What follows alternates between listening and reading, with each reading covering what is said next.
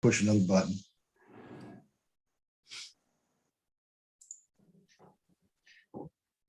And it's preparing and setting up. And okay. So it can be seen. Okay. Should be up pretty soon. I say, do we want to move it up a little bit? We want to move the table up a little bit, or does that would cut one or the other? A little bit better. Okay, got it. Live stream's going. Okay. Next thing I want to do is share my screen. It's working. And we'll make that screen 2. Share. And okay. Participants back over here. Knitting Marvin Richmond. We've got a lot of new faces tonight. Okay. G meeting. All right. So I want to put up our agenda and our meeting minutes from October. Okay, good. And let me just put them side by side.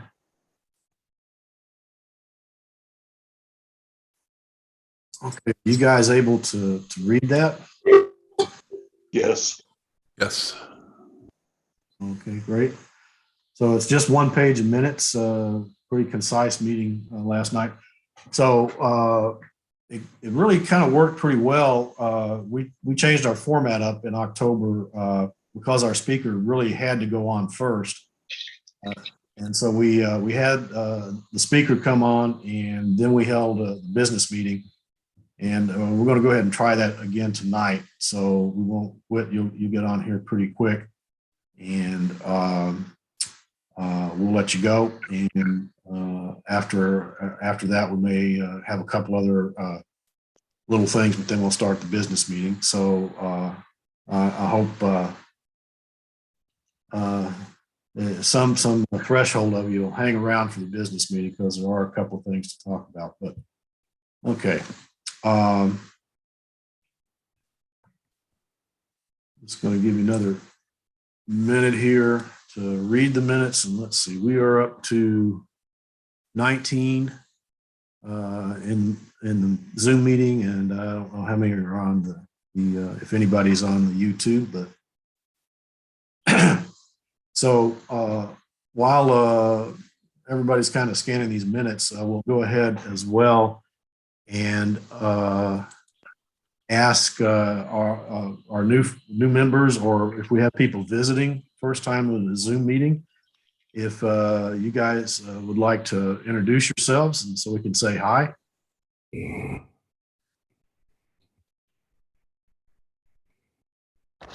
I'll introduce myself. I'm Bill Schumi.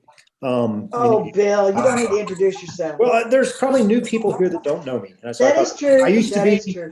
I used to live in Austin about 11 years ago, and was very active in the club before that. But I moved up to Colorado, and I'm currently up here. And I actually like these Zoom meetings because I can tune into you guys. Yeah. But anyway, I'm glad to be here. That's good to have you, Bill. Nice to meet you, Bill. Good to see you back. Excuse me. I am a new member. I've joined several months ago. I haven't been doing any meetings. I've been to a kind of last minute star party in Lockhart State Park, and that's about it. I'm going to try to be more active. My problem is I have a gig on Sunday morning. I preach at a church in Luling, so Oh, yeah. I can't stay up all night Saturday night, most nights, but I'll do it when I can. Okay. What part of town are you in? Southwest Austin, Okay. but I serve in the church in Luling. Yeah. Okay. All right. Elliott, this is Joyce. I'm glad to meet you finally. We exchanged a lot of emails over the last few weeks. We have, and I'm glad to meet you. Yeah. Hi, I'm Darren. Oh, go ahead. Sorry, didn't mean to talk over you. My name is Dawson, and I'm a physics major at ACC. Once I'm finished with my calculus courses there, I plan to transfer to UT. I want to study astronomy and astrophysics. I did some looking up and found you guys and wanted to check out what the Austin Astronomical Society was all about. So here I am. Okay, we're glad you could join us. Hi, I'm Darren. I'm out here in Marble Falls, new member, super excited, lots to learn. Okay, Marble Falls, so Metal Lakes, yeah. to find some dark skies. Oh, yeah, take advantage of it. And he's Okay. already volunteered at a star party at Pedernales Falls 2 weeks ago.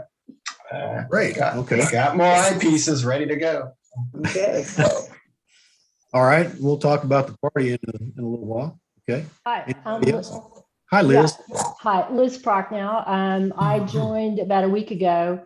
I actually live in Sugar Land, Texas. So, but my husband and I have a membership at Barton Creek. And so we come to Austin about once a month and play golf, and we bring my telescope. And so I thought, okay, I'm going to get involved in the Austin Society because there may be some opportunities there. So I joined last week, and I'm also a member of Fort Bend and Houston. So, but Okay. short-term member. I retired April 1st, and so I am diving into several of the clubs and see which ones long-term might make a fit. So, Congratulations on the on the retirement. yes, it was long awaited. Yeah. 80-hour weeks as an accountant doesn't do much for your astronomy hobby, I can tell you. I imagine. Okay. Well, we're glad you could join us. Yes, thanks. Let me jump back in here for a minute. Who was it that said they were a student at ACC? I couldn't see everybody's picture. That was Dawson, I believe. Dawson? I teach astronomy at Austin Community College, Dawson. Have been for several years. So Oh, that's I was awesome. wondering if that was you. that's me. Oh, cool. Perfect. That's awesome. Good. Drop by and say hello sometime if we start ever meeting in class again. Yeah, definitely. Yeah, all my classes are online right now. Yeah, I'm Yeah. hoping next semester is going to be in person. Right. Supposed to start in January. We'll see. That was it. Thanks. This is Jamie, and I knew of your name, Marvin, and I was wondering if you were the instructor or the professor over at ACC. I was taking some calculus classes there too, just a couple years ago, and planning to do some astronomy. So it's nice. It's wonderful to meet you. Well, maybe we'll see. No, I'm glad to meet you too. Yeah. Okay. Anybody else? Okay. So for, I guess, the establishment members here, especially those who were at our October meeting, if you've had time to scan the minutes there, we pretty informal in Zoom about approving these, but if anybody has any question about the minutes, they think they need any alterations or just any concerns, voice those now, or we'll consider the minutes approved. Okay. That's that. Okay, so we'll jump right in for our presentation, and our speaker tonight is Whit Luddington. Whit's been a friend of mine for, I guess, about 10 years now. He's originally from Pacific Northwest in Eugene, Oregon, I believe, but he's lived all over the country. I know he got his PhD in astronomy in Florida, and was in the postdoc program at UT for some period of time, and spent quite a lot of his career sort of as project manager on government contracts. He can tell some tingly little stories about how our government operates. But now he's in Virginia and been retired for about 10 years, and he's established an observatory that he does research on variable stars at Stellar Skies, which is the dark sky site that I and 5 others set up in San Saba County, north of Llano. About 10 years ago now. Time's flying. Whit has, he and his partner Derek, they have about the largest observatory out there. 4 telescopes in it, and Whit's roof is opening all the time. I don't exactly know. He's similar to our astrophotographers out there, but I think mostly what he's doing is photometry. He may talk a little bit about, the processes that he does in the observatory there, but I think he's going to give us a little background on variable stars and why we might be interested in them. So, Whit, I'm going to let you take it away. You're on mute. Okay. Let me see if I can share my screen. So let me see if I can find the right one. I think it's this one.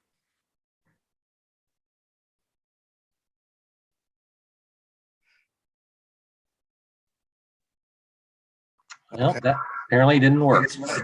Okay. So let me check the view here. I'm going to put it on speaker view so we get a bigger picture of you while you're talking and your slide deck at the same time. So you can see my slide deck? Yes. Oh, okay. Anybody I have have any problems? multiple screens. Yeah, everybody seeing Whit's slide deck? Anybody not? Okay. All right. And are you seeing the presentation mode or the development mode? Development mode. Yeah, let me see, try the presentation mode and see if that works. We all love this technology when it works. That didn't work for me. Nope. Better?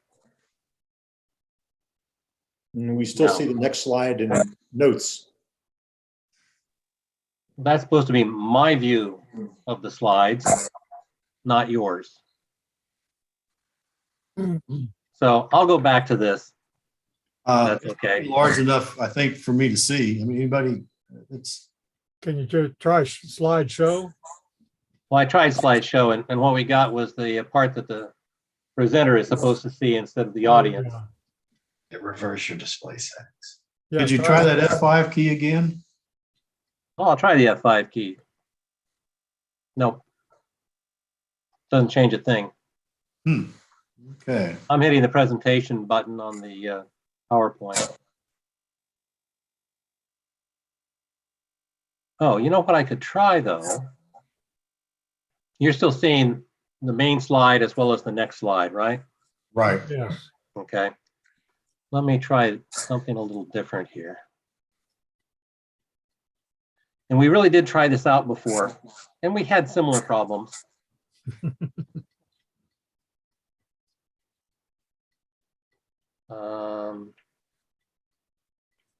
Yeah, I've never seen a PowerPoint where you couldn't hit F5 to get into presentation. That's not his issue. He's sharing the wrong display. Oh. That's what I'm thinking, is I'm sharing the wrong Yeah. display. If you stop sharing, go into presentation. On that window, mode. there's display settings up in the upper left. Yeah, click. That will reverse your display settings if you go click on that button. I'm going to stop sharing that one Okay. and try.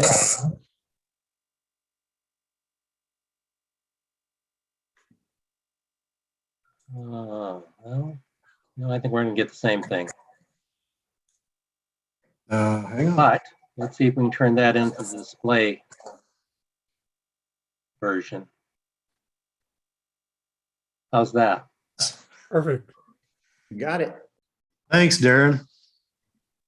Okay. If y'all knew how much pain I go through in meetings every day, you know why.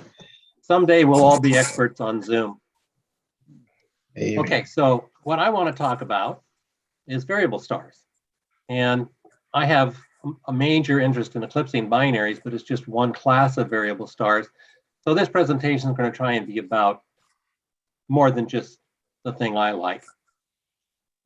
So the presentation deck that I started out with was created by Sarah Beck at the AAVSO, and I've added my stuff to it.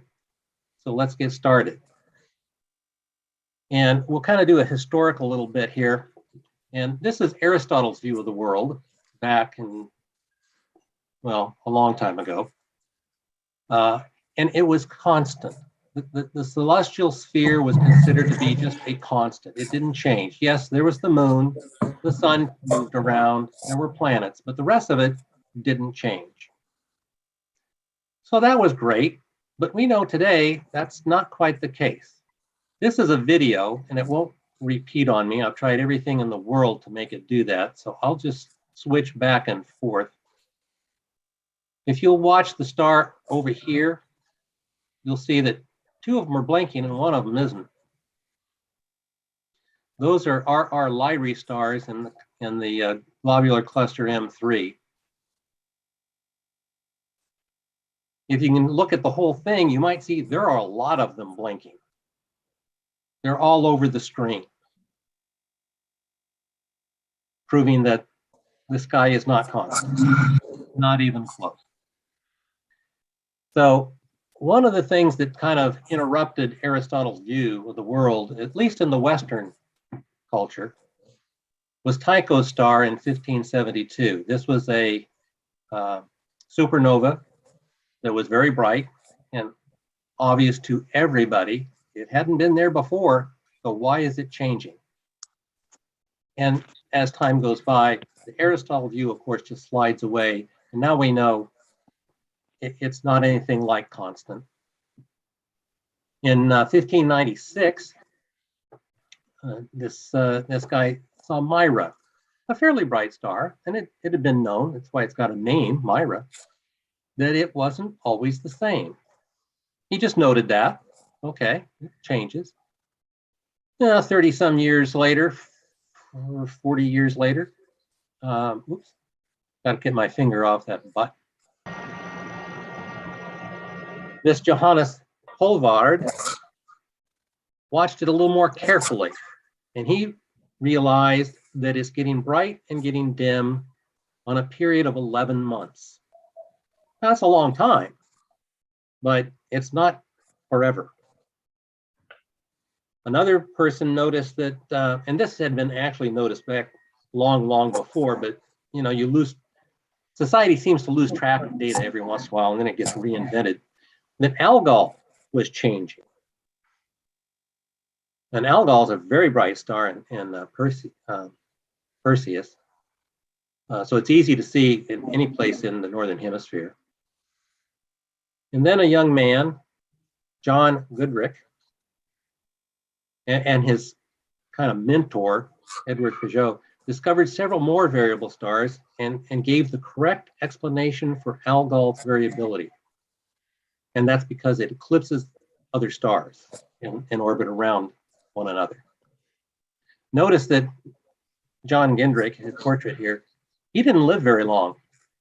He died at 21, just as he was being elected to the fellow in the Royal Society.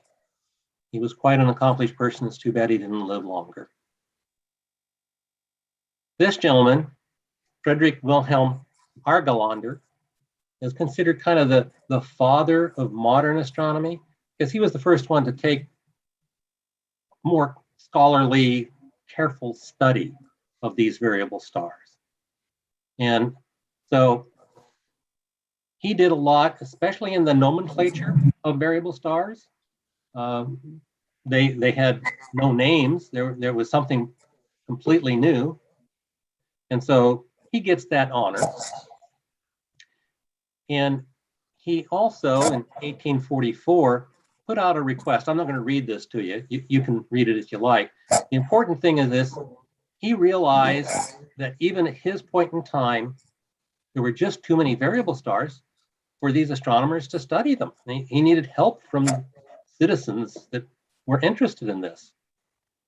So how many stars do you suppose he was worried about observing? 30. That seemed like a lot to him. You know how many we can, one way or another, identify as probably variable stars today? 250,000. Now, Ergolander's request, I guess you would say, for citizen scientists to help out with the studying of these variable stars was repeated again by Pickering in the United States at the end of the 19th century. And that's actually where the AAVSO came from, was Pickering's. Let's get all these people that like to watch the heavens involved in something that will be useful and enjoyable. And so that's kind of what happened. So we talked, excuse me, talk about variable stars. What does a citizen scientist or a professional see when they look at variable stars? Well, this is a not very interesting field of stars, right? That's in November of 2011. That's the same field in 2012, April. Did you see it change? How about if I bring your attention down to the stars right here, and I'll go back through it. That star changed. And that's a pretty significant change. So it is a variable star. And in the AAVSO, they produce charts of just about every variable star that we're likely to try and look at, and even some more. And this is a chart for this star. Now, our Leo, you can tell by the R, it's a bright star, pretty bright. It can be as bright as 4th magnitude. It gets down to 11th magnitude. And you'll see all these numbers by the stars around it. Oh, it's the one here in the middle with the crosshairs on it. They don't show you how big it is, just where it is. And the little group of stars I pointed out is just this part. The scale is quite different between this picture and that one. So the people that have been observing our Leo for the last 100 or so years use a chart like this to compare how bright is our Leo tonight with these other stars. And by just comparing, and okay, it's a little brighter than that one, a little less than that one, you can get pretty accurate data, especially when you combine it with a lot of other people doing the same thing. But these are also available for stars that aren't as bright as our Leo, that are of a different type than our Leo. It tells the type up here, it says M. You have to know that M means Myra type. But you can also tell that by its period. Over 300 days. Myras are very long period variable stars. Oops. So this is the, this red thing is the outline of that field that we were looking at before. And here you see it again with those numbers superimposed. So imagine if you went to a telescope and you wanted to do variable star observations, that you'd be looking at a field like this, and maybe in your mind, you've added these numbers so that you can tell, well, how bright is our Leo tonight? Looks like to me it's pretty close to 64. That's actually 6.4 if they just leave out the dot, because otherwise it might look like a star. So it is about 6.4 magnitude in this particular image. And of course, everybody's going to come up with a slightly different number. Everybody sees things a little differently. But when you get a lot of that data put together, well, then it's all right. This person saw 6.2. Here's our Leo over a pretty long time. As you can see from that chart, which we'd call the light curve of our Leo, it's not the same. It's not only changing all the time, but the changes are different. From one cycle to the next, it's not the same. Did you read the caption at the bottom? There's 50,000 observations of our Leo in the database. This is just 10 years of it. There's essentially 100 years or more. observations. Pretty impressive.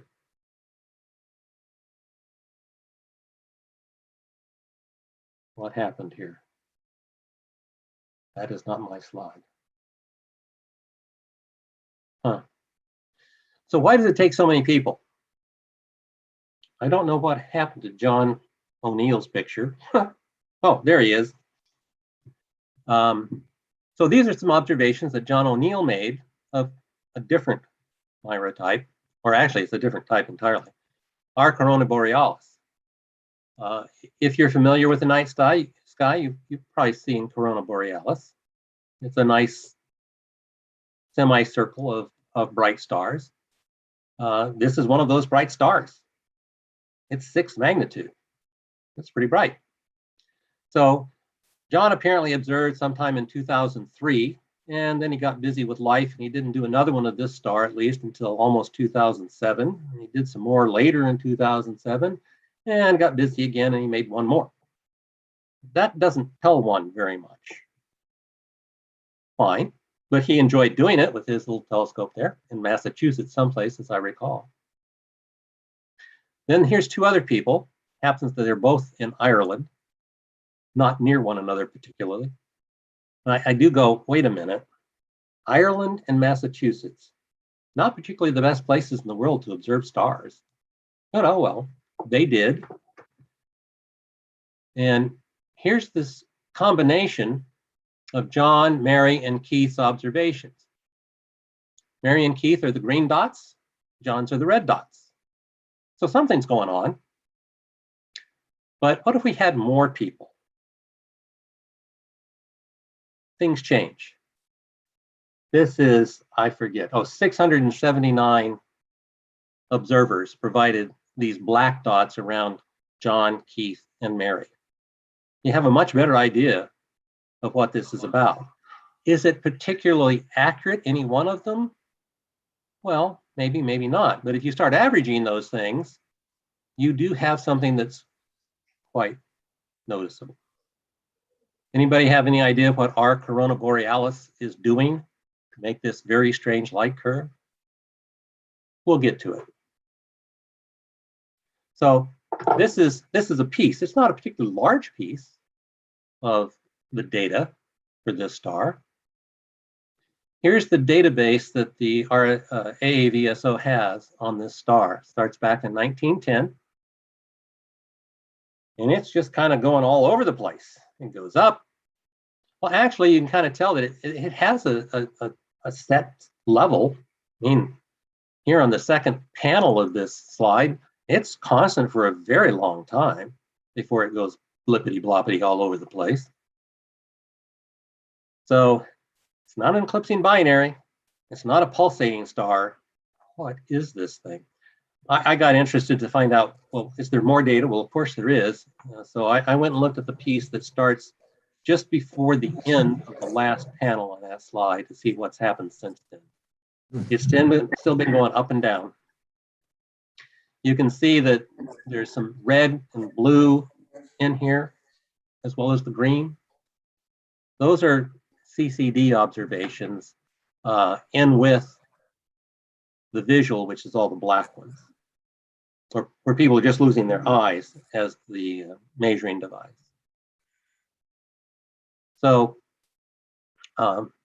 before we leave that slide, what's going on here is unknown. There are some theories. They all have a little bit of a problem with them, but maybe kind of at the center of it is something that's close.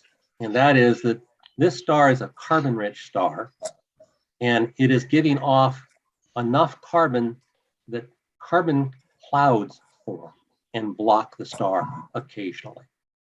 That's kind of the bottom of all the theories. But if you want a star that you don't know what's going to happen next, this is a good one. And it's very bright. So going back a little bit to back into the 19th century, people following Arlander's suggestion to provide data, they did. They provided it directly to astronomers. Then at the close of the 19th century, the BAA, which is the British Astronomical Association, was formed, and on the very formation meeting, they created the variable star sector. That's the VSS. So they've been around since 1890. The AAVSO started at Pickering's suggestion in 1911. The RASNZ is the Royal Astronomical Society of New Zealand. They started a VSS. Then they decided, well, we're different. We'll change that to variable stars south. Used to be variable star section. And the AFOEV is the French version of the AAVSO. All these organizations, the alphabet soup at the bottom, are other international observers of one sort and another from various countries. South Africa's in there, Canada's in there, there's lots of others. And they're all now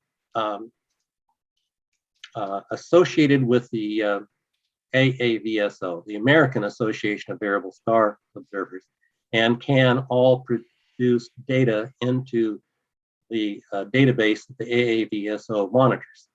It's called the International Star Index. So it is now an international effort. So what can you learn from variable stars?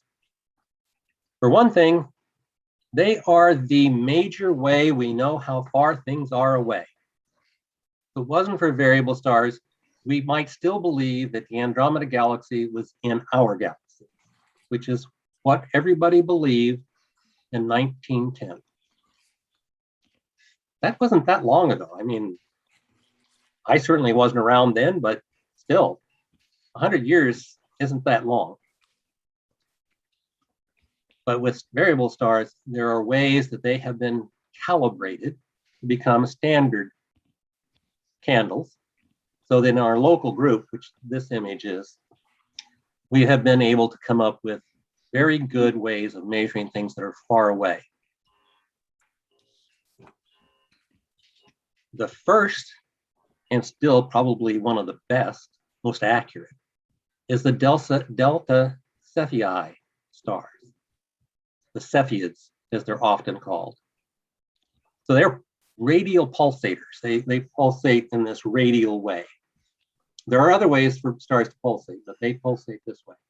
And the physics of their structure makes that pulsation period related to their average luminosity. Well, with the discovery of that, that makes it very possible to measure how far things are away if there's a cepheid variable in them. And this woman, Henrietta Leavitt, is the discoverer of that.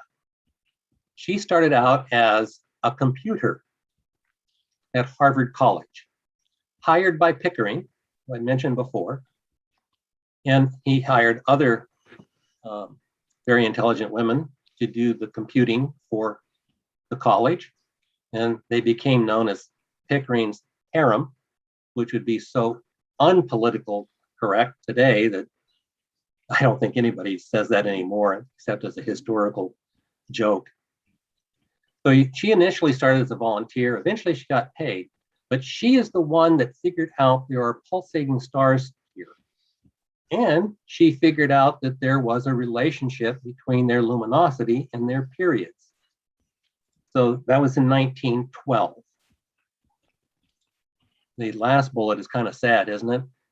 So Swedish Academy was considering giving her a Nobel Prize in 1924 until they found out she had died 3 years before.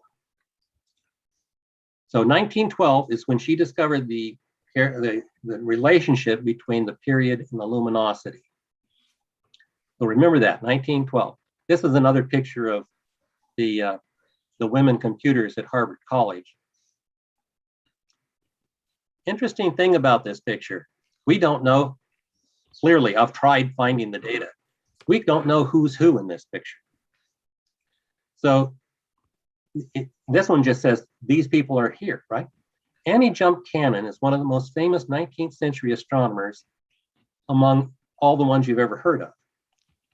And in various pieces of literature, the woman over here on the left the woman over here on the right, and this woman here have been described in this picture as being anti-jump cannon. The woman in the middle can't possibly be anti-jump cannon. She was 23 or 24 when this picture was taken. So it's probably either this woman or that woman. I've looked at other pictures of her, and either one could be her. But she is one of the real luminaries in 20th century astronomy. Just a historical interest. So this is the period luminosity relationship, and you can see that that's a pretty good correlation. I don't know what the R squared value on that is, but that looks good. And it is. And the nice thing is, I may have skipped over this, it was on one of the other slides. These stars are really, really bright. They're thousands of times brighter than the sun. So they're very good at seeing things that are quite far away and finding out how far is that. So let's go to the next slide. So in 1924, this is why I said, remember 1912. Just 12 years later, Edwin Hubble used her data, her discovery, to find the variable star, the Cepheid variable stars in the Andromeda galaxy, only to find out that it wasn't in our galaxy. It was way outside. I think it's 3 or 4 million light years away. That was astounding. And it changed everything. Everything about astronomy, astrophysics, completely changed when the scale was known. And now, oh, I skipped over that part. Now with the Hubble Space Telescope, we're able to see even further out, and we're seeing things that are 50 million light years away, and using the cepheids there as the measuring stick, the standard candle. What else can we learn from variable stars? Remember back slides many ago that I said Taiko Star disrupted the Aristotelian view of everything was constant. This is what Taiko Star looks like today. This is a composite. It's not real. It's got X-rays and it's got infrared and optical images brought together to show one image. And it's probably, if we could come back in, I don't know how long, few tens of thousands of years, it would probably be a very nice planetary nebula. Because you can see the central star right there, right in the middle. This just needs to expand out and kind of clear out and thin out. It'll be a planetary nebula.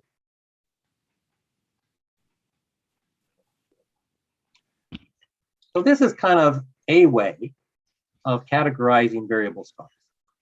Some of them pulsate. Lots of them are eclipsing binaries. Some of them have spots. We saw the one, Corona Borealis, that's probably variable because of dust. Some of them are erupters. And then the one that everybody really likes are the exploding kind, like Tycho Star. Interestingly enough, some stars are actually combinations of these. And we'll get to one that I'm particularly fond of in a minute. So the pulsators. There's quite a few different kinds of pulsators. We know the cepheids because they're such a reliable, important set of stars for distance measurement. But there are others. You have some of them that are very short pulsators, like the ZZ Ceti stars, a few hours.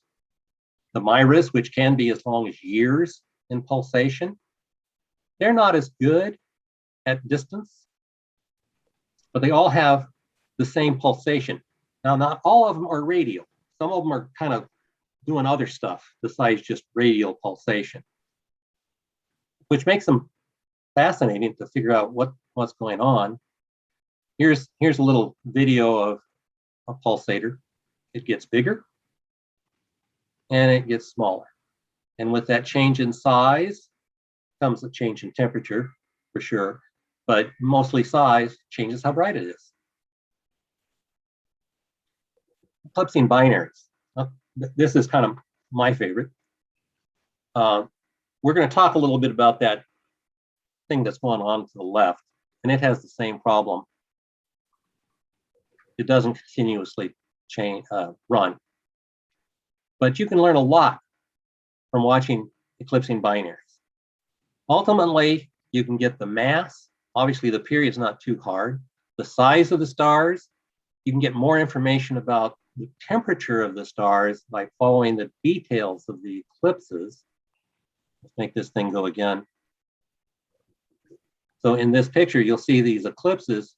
When it goes up, and then when it goes down, one star is covering up part of the other. Each instant as it covers it up, it's covering up a different layer in the atmosphere of the other star. And you can learn about the structure of the other star if you look at that in detail. Now, this thing has a problem.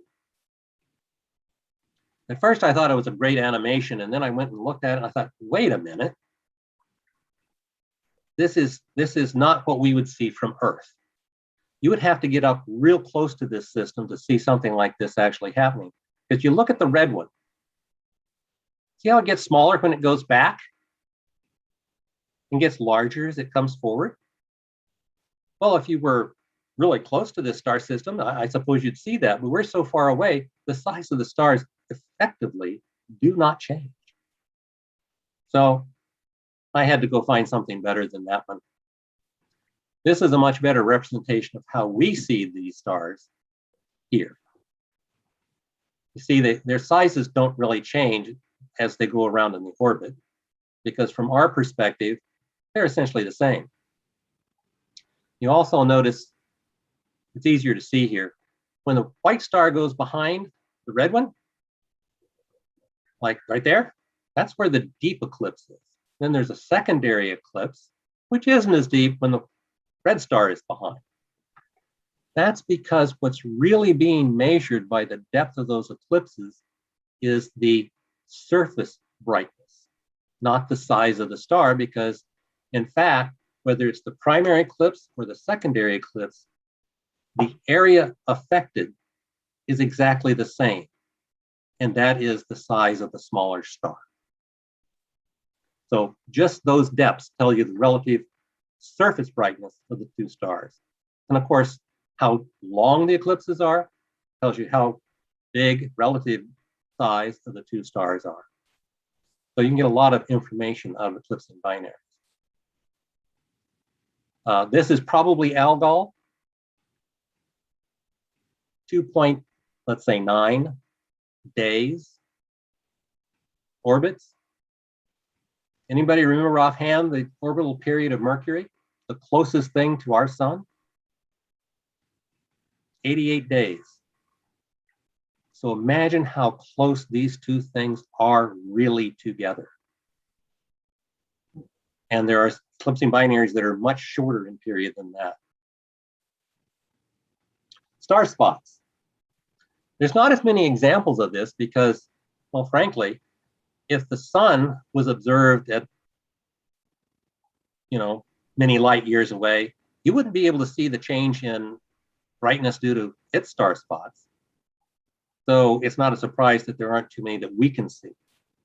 But you can see here's one in this second right-hand panel of EY Draconis, that it does have a noticeable amount of variation. And it changes. It's not always the same. So this star spot or spots, you never know whether it's a single or they change, just like on our sun. Now, this one also has star spots. And this is data that I took in 1975. And it's been observed a lot since then too, and before. This distortion wave over the top of the eclipses, that's caused by a star spot.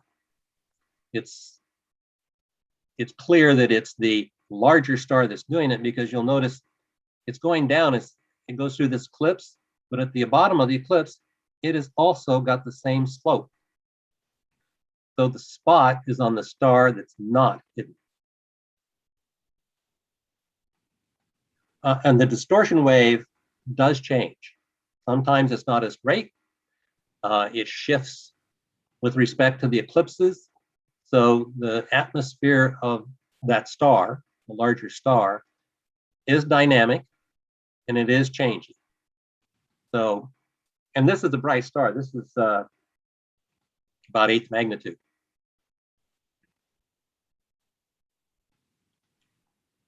And we talked about the dust before. So there's a lot of interesting stars that have these dust problems. And the theory there is not well understood.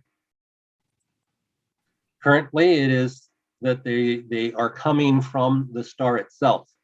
But whether it's soot and carbon in orbit around the star or soot that's just coming out of the star, they don't know for sure because neither theory really holds up well.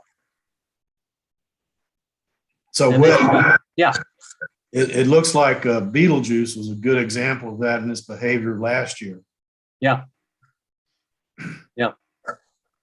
And that's kind of an interesting thing, that the data that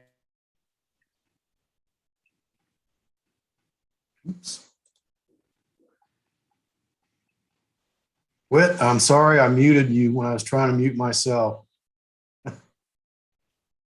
You need to unmute, Whit. there we go. You need to repeat about the last 30 seconds. Yeah, what I was saying is Beetle Juice, this star, a lot of them that are kind of understood but not completely understood, or in some cases not understood at all, or subject to change, all of it's subject to change, is an example of why this long database that AAVSO has can be very valuable as new data is discovered. And you can then go back and look at all this stuff over the last 100 years and say, does it fit? Does the new theory help understand this thing?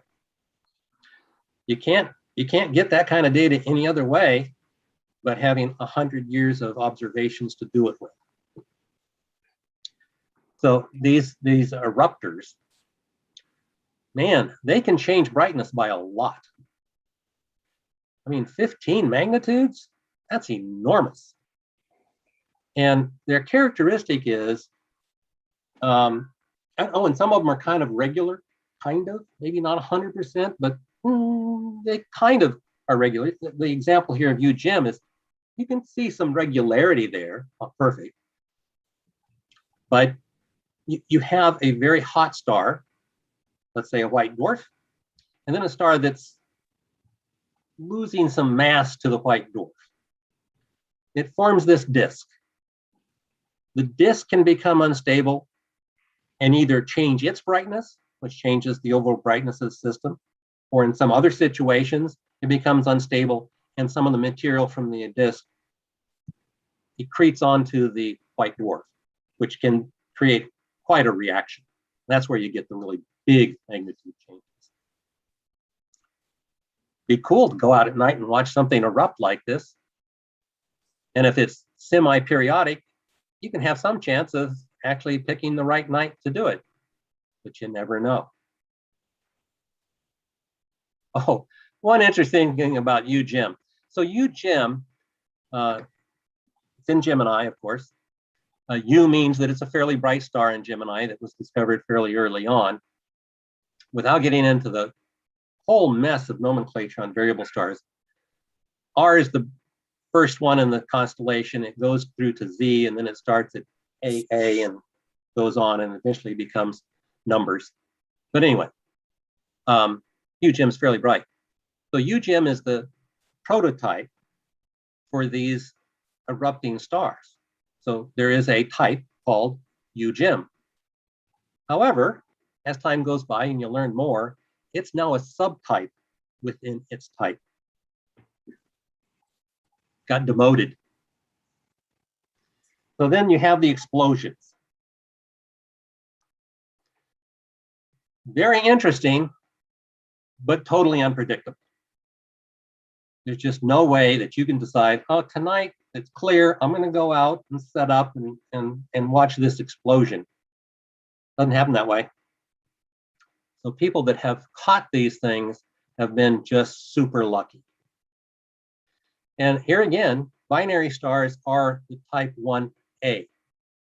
And the rest are stars that truly, because they're so large, so massive, they explode from their own mass, causing the center core to go run away and blow the star up. Now, I'll play this video, but I'll tell you, I get nothing out of it.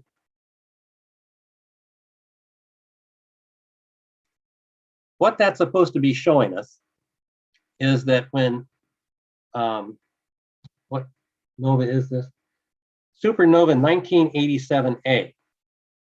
In the old nomenclature, that means it was the first supernova in 1987. So they believe what's happening here is that when it went supernova, it blew a whole bunch of matter out into space. And this ring is where it ran into an old, but much less energetic ejection. And the two's interaction created this bright ring. I don't know if you had time to notice, but that's over a very long period of time, 1994 to 2009. Of course, it's a big space out there. Whoa, go down here. This slide says some of the stuff that astronomers use the AAVSO database for. One of the interesting ones, and I've got a slide next, is this second bullet. So the professional astronomers have to compete for time on the Hubble Space Telescope, right? Actually, pretty much they compete for time on any telescope, and it's hard to come by. In the case of the Hubble, their time is far more restricted, and it's harder to get. So they have frequently set up campaigns with the observers in the AAVSO or anybody else that does this to watch these stars that they want to observe so that they can have an idea what's going on before they use up their time to look at nothing. So this is a recent alert that the AAVSO sends out to all of its members. In October, they sent this out. And there's a group, it's a consortium of international consortium of scientists, astronomers, that want to look at this set of stars. They are erupters. They're dwarf novae. And they have specific dates. I don't know what they are. I don't think they know exact dates right now, but they have dates like this, and they would like amateurs, or as I like to call them, citizen scientists, to go out and observe these, report the data, and then as they get an actual date, they can say, I'll take it because this star is clearly ready to erupt, is in eruption. There's also problems with, I don't remember if it's this campaign or not, but in some cases they want to see if it's in eruption so that they don't point the telescope at them because the stars can be too bright and the instrument would be flooded. So there's a lot of these things happening periodically. I would say a few a month that you can participate in. And you see this one lasts for a year essentially. And it's one of, I think it's 4 parts. So there's going to be 2 or 3 more parts to this. And if you look at the bottom there, the astronomers that said, hey, if you make some contributions to this study, we'll invite you to be a co-author. If you'll remember, quite a few years ago, there was Tabitha's star. It was a very controversial and very popular subject. I was one of the observers for that, and I did become a co-author, along with 240 others. Ever hear of Leslie Peltier? He is probably the amateur astronomer scientist of the 20th century. He did all kinds of stuff. I forget how many comets he discovered, how many other things he did, but he was very active, prolific guy. This is another thing that you might find interesting to do and fun. Ed Wiley and I, over a couple of years,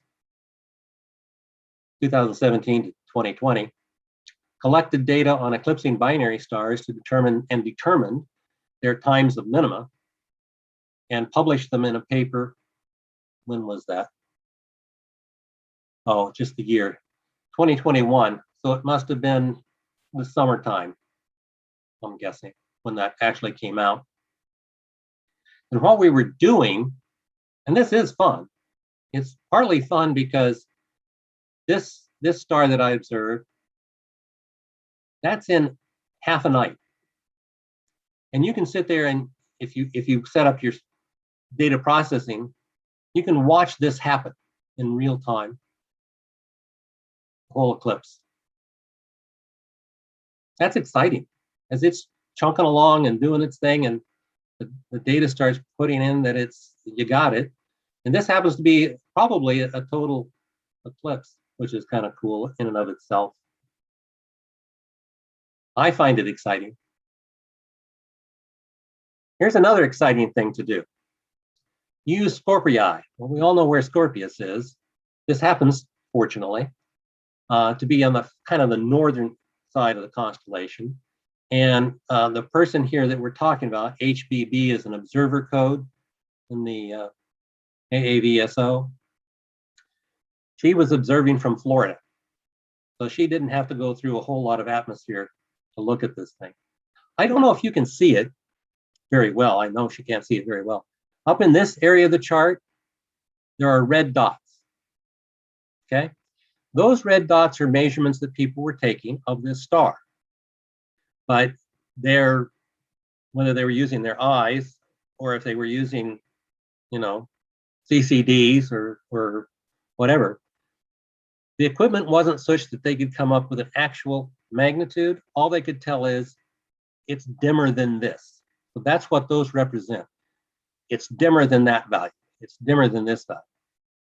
HBB was able to get actual numbers because she was using a 16-inch telescope. And these data points, they're like once a night at most, except for here. This must have been a recurring nova because oh yeah, it is. These dots here, well, they're essentially on the same night. Whereas all of these back here, there's one per night at the most, and then clouds and other things interfere. Okay, so if you've looked at the scale, her measurements were about 18th magnitude. Very faint stars. Took a 16-inch telescope. I have no idea how long she was exposing to get that, but she did. And then one night, I don't know if you can see that, and if you haven't been able to pick it up, there it is up there. It was not at 18th magnitude anymore. She had just discovered the reoccurrence of this nova. And so here's a blow up of that little section of the chart. I think this is animated, yeah. So on the 29th of January, she got the first measurement at 17.88 magnitude. Then on the 28th, it was 802. And this one, the yellow one, is somebody else confirming what HBB had seen. This thing was an eruption. So lots of people followed it thereafter for, I looked this up too. I think it was about 30 days. You can still, there's still a lot of these red dots. People were trying, but the best they could say is it's dimmer than I can get to. This is HBB. She's in New Smyrna Beach, Florida, with that great big 16-inch Meade telescope doing this stuff. And I'm sure when she first looked at that discovery photograph, she didn't have to measure it. She knew it had gone off. So that's the end of my presentation. I hope you had something you could gain from this, and I hope you might try photometry. Okay.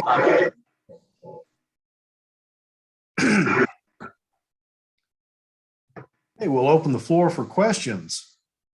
Sure.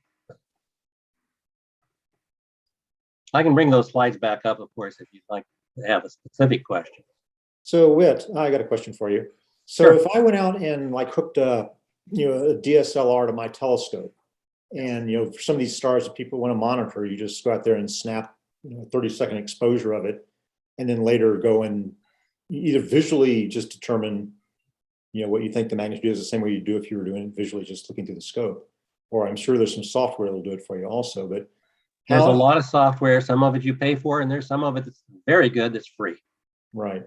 So is that a viable way to do it? Just to go out with your telescope and with a DSLR on there and snap a picture and then look at it later? Yes, DSLRs are being used. There's differences in technique with different kinds of equipment. But yes, people are using DSLRs to do photometry through a telescope. And I didn't venture into this, but the way you describe that, it could be a relatively small telescope. And relatively small telescopes have an advantage. Remember, like we were talking about Beetle Juice? Beetle Juice is so bright, you can't point a professional telescope at that thing. You have to have something small. It's too bright. So small telescopes have a distinct advantage in the bright stars. And the DSLRs are relatively inexpensive, and you may have it anyway.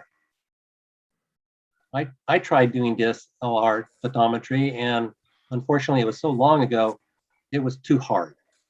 I finally got a CCD camera, and it got easier. Great, thank you. Sure. What setup are you using? What do you consider a small telescope too? Okay. So the reality is small telescopes have some advantages. One of them is they can look at really bright stars, which the professionals can't look at all. Their telescopes are way too big. Other advantages, they're cheaper. They're easier to handle. You can take them out to a dark site and do this. In my case, I have 2 telescopes in the observatory. My partner, he has 2. So there's a 16 by 17 foot observatory floor with a telescope in each corner. My big one is a 14-inch, also a Meade, as it turns out. The other one is a 10-inch. So what's the difference between a 14-inch and a 10-inch when you're talking about magnitudes? If there's a magnitude limit that you can achieve. About 1 magnitude. A 10-inch telescope can do a heck of a lot. Now, those Cassegrain type telescopes have the problem of very long focal lengths. So you have to think about that. You're going to get a small field of view. My field of view on the 14-inch is, I think it's about 12 arc minutes by 15, the rectangular chip. So that can be a constraint because you're doing what's known as differential photometry to do this. You're comparing the brightness of the star with other measured stars, just like I had in the slides, right? Okay.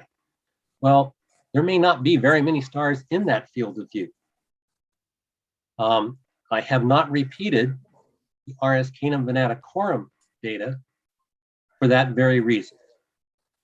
Its location is, if you're familiar with the Whirlpool Nebula, it's kind of in underneath the arc of the Big Dipper's handle. RS Canem Venaticorum is pretty close to there. There's no Milky Way to help give you stars anywhere nearby. And so my field of view is so small, there's no good reference stars to measure it with. So I gave up. I'd like to repeat that just to see, couldn't do it. Did I answer your question? I got a little far afield there, I'm sorry.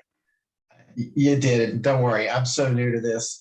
It's not going over my head. I'm just absorbing. You didn't Well, quite classify what you there's think a- is a small telescope, though, Whit. Huh? You go to your 16 telescope. You've Or is got- that- Mine's a 14 and a 10. Okay. Now, it turns out they're both about the same focal length, so the field of views are very, and scales are very similar. But a 10-inch telescope can do a lot. An 8-inch telescope is fine. There are plenty of people doing great photometry with 3 and 4-inch telescopes. The advantage is they tend to have bigger fields of view. They can probably do photometry on several stars at once.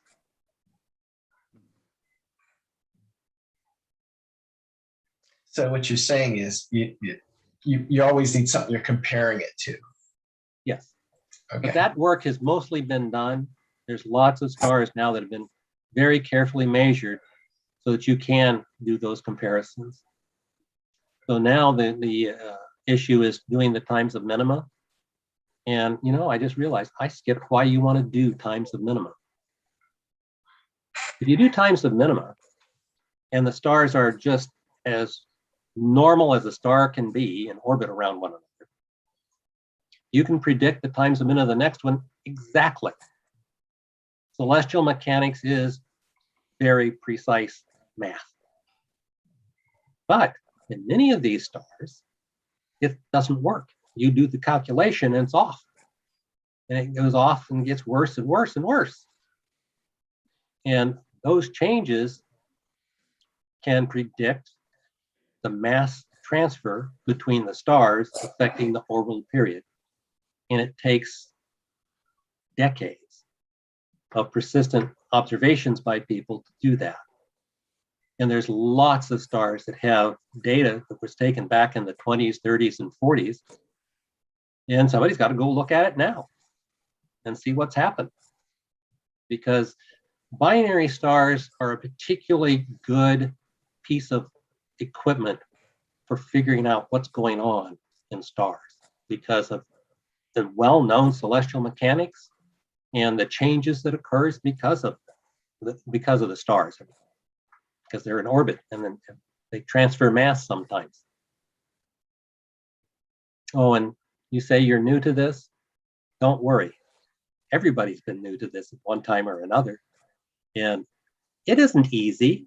This is not an easy thing to do, but it's not that hard either.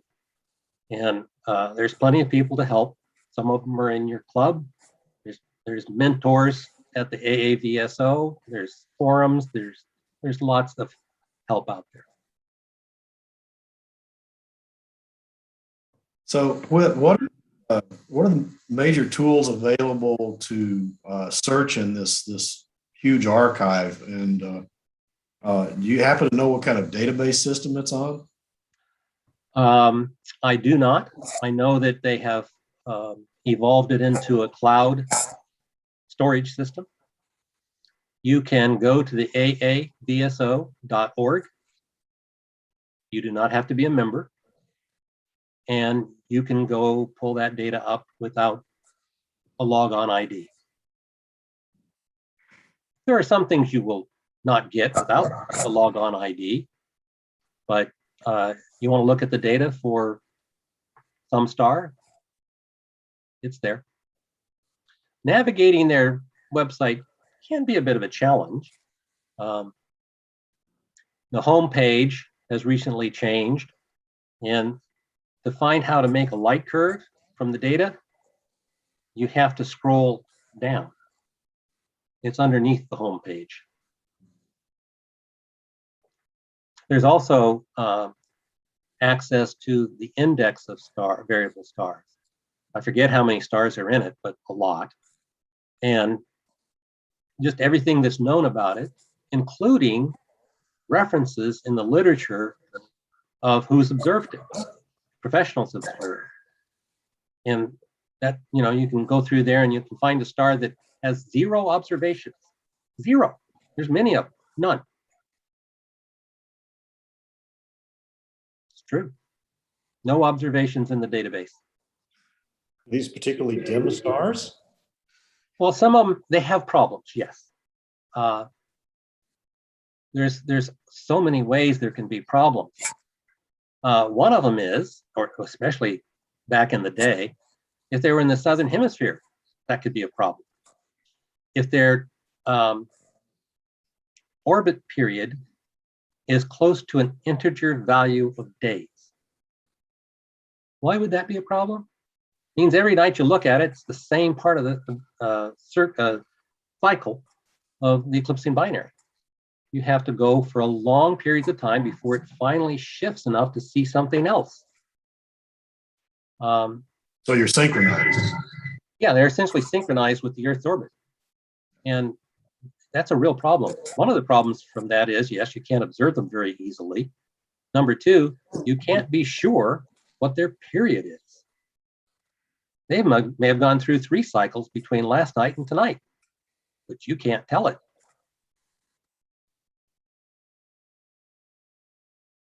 So, and there's other things.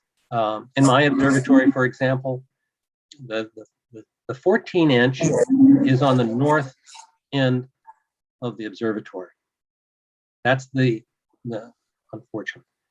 That's where the roof rolls off. I cannot see Polaris. In fact, I can't see any further north than 63 degrees declination. So that part is just unavailable to me. Almost everybody has some sort of obstruction, trees, whatever, that makes some parts of the sky unobservable. So if somebody feels to engage in this kind of observation and get addicted to it, I mean, what are the resources you have to get you started, or how do you go about getting started? Well, a DSLR would be, you might have one handy, and that would be a way. Sure. One of the problems with the DSLR that I didn't address is that to get color images out of it, they have superimposed over the chip what's known as a Bayer layer of red and green.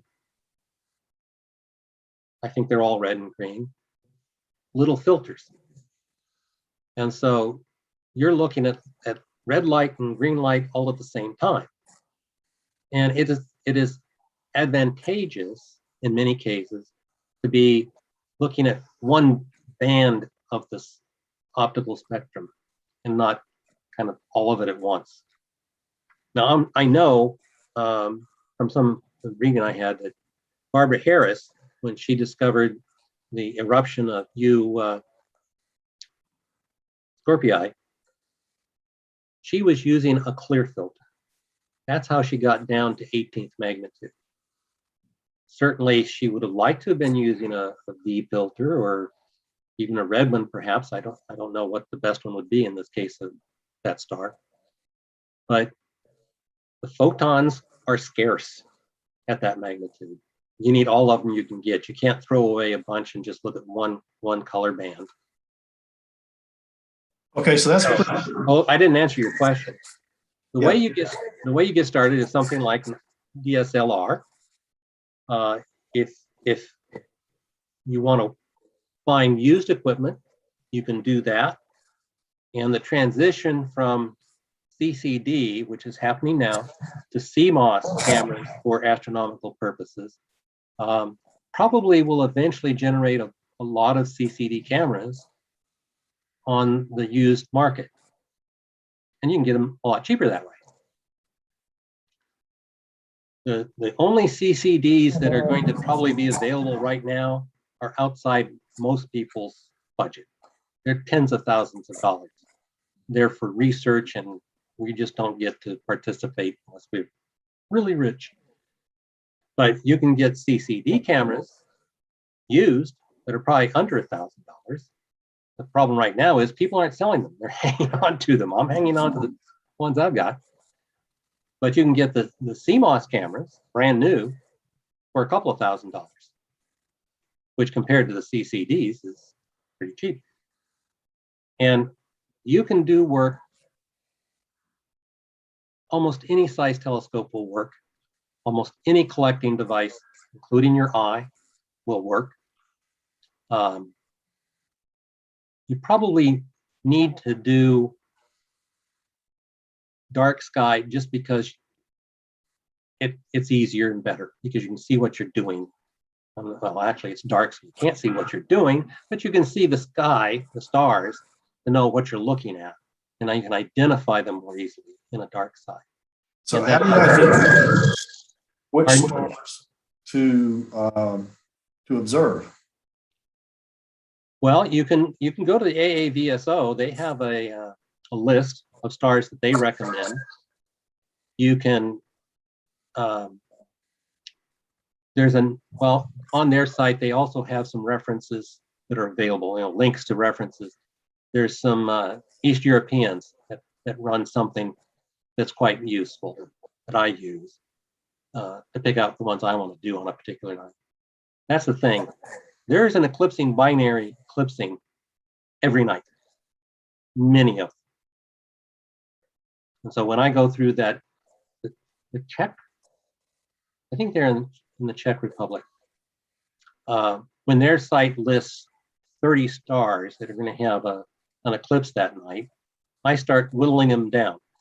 They can't be up above 63 degrees for the 14-inch, so I take those out. They have to be up long enough to get enough data. So any that are setting as I start the night or come up too late and I don't want to stay up to watch them, get rid of those. The moon becomes an issue, but I've always been able to come down to select from 2 or 3 any night. So if you'd like me to send you a link to the site where they have the list, I can do that. Both the AAVSO and the Czech list.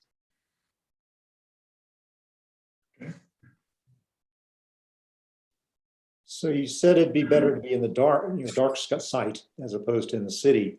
Can you do any useful work in a town or not? Yes. Yes, you can. You're doing differential. So if you can see the star so that you can get it in the field of view, you're probably going to be able to get data on it. Because yes, it's going to be noisy. It's still going to be data. You're probably going to be working on brighter stars. That helps. It's the signal to noise ratio that counts. And people do a lot of photometry on full moon nights. Don't get too close to the full moon. That's just too much noise. But you can do it in the city. If any of you are doing astrophotography with narrow band filters make the cities irrelevant because you're looking at just a very tiny slice of the spectrum. So if you can get an image out of that, the fact that it's in the city isn't going to be important. And ideally, you would get filters that would be in the visual area that get rid of a lot of the lines that cause the light pollution, because you're just looking at the middle of the visual spectrum. Camera, a filter's nice, but not necessary. And a telescope, you kind of have to have that. And you probably know or will soon find out that a really good mount helps a lot in making this doable. Otherwise, you have to have a really bright star so your exposures are short enough that it doesn't matter if it's tracking or not.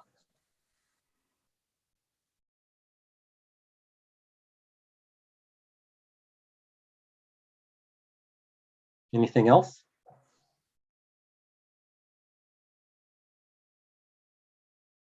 Okay, but I really appreciate you taking the time to talk to us about this. And, Sure. Ed was here a couple of months ago, and we kind of got a different slice of it, but it's really interesting hearing the two of you talk about it. Yeah. I was focusing more on variable stars. I think he talked more about the AAVSO. Mhm. Obviously, the AAVSO is an important part of doing variable astronomy, variable star photometry, not just in the United States, but around the world. Okay, all right. Thanks again, Ed, and I'm sorry, Whit. And we're going to get our agenda back up here. You can stop sharing your screen and I'll move over. I think I've done that. I just say thank you all for putting up with me. And I wish you well. Take care. Bye-bye. Thanks so much. Appreciate it. Thank you. Bye-bye. Okay.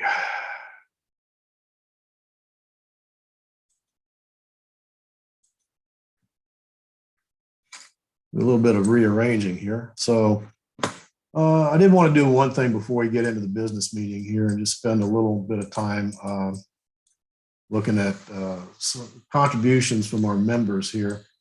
If I can get my mouse to work. Got too many.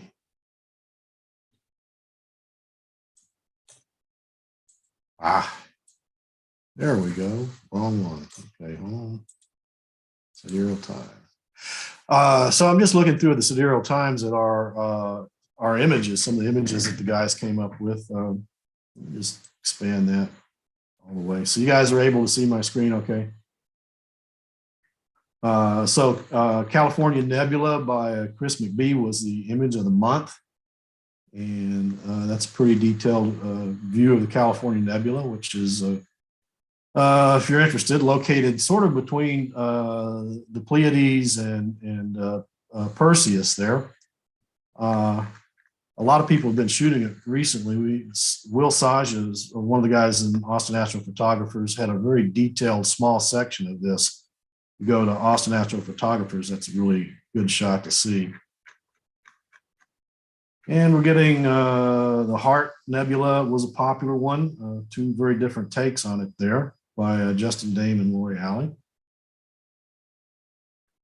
And this is a shot of M33 in Triangulum, which is the second closest spiral to Earth or to the Milky Way. It's located about 14 degrees from the Andromeda Galaxy. And in space, it's fairly close as well. So while Andromeda is about 2.5 million light years, this is a little over 3, maybe 3.5, along sort of the same line of sight. Some people even consider this galaxy to be a satellite of Andromeda. But the cool thing about this, Jack Estes has recently acquired one of the unistellar telescopes. So these are the turnkey astrophotography telescopes. They're not really geared for long exposure, deep imaging, but it's the electronically assisted astronomy or snapshot photography to get really cool images in a short amount of time. They're not going to win any awards, but Jack is really getting into it. So he's been shooting some longer stuff with this and showing what the little telescope can do. He's getting pretty dedicated to it, and I'm getting impressed with some of the stuff he's coming out with. So a shot of M101, Pinwheel Galaxy. This is a very large galaxy at the end of the handle of the Big Dipper. It's kind of on the mirror image side from M51, the Whirlpool Galaxy. And I'm not familiar with this one, the Lobster Claw Nebula, but really nice capture of all the dust there. Our astrophotographers are getting deeper and deeper all the time, and I'm just amazed at how much dust is all over the place. You know, you look up in the sky with your telescopes and you see black, but you know, you leave a camera on it long enough and it's like the dust bunnies are everywhere. And Tom Richter got a good moon and Venus here. This week has been an excellent opportunity to do the moon and the planets. They've been lined up together along the ecliptic with the moon sort of visiting each planet every other day. This shot of the Wizard Nebula, one of my favorite nebulas. A lot of people have been taking good pictures of that. I have a friend on Facebook who she actually finds astro images that she likes that people have taken, and she paints them. And she's done an excellent painting of the Wizard Nebula that I wouldn't mind getting a print of. Okay, so just a little bit of what some of our astrophotographers have been working on. Anybody have any questions about what's up in the sky this month and next month? Anything you're thinking about looking for that you might want some advice on how to find it, or? Nope. Okay, then we'll go ahead and move on to our business meeting here.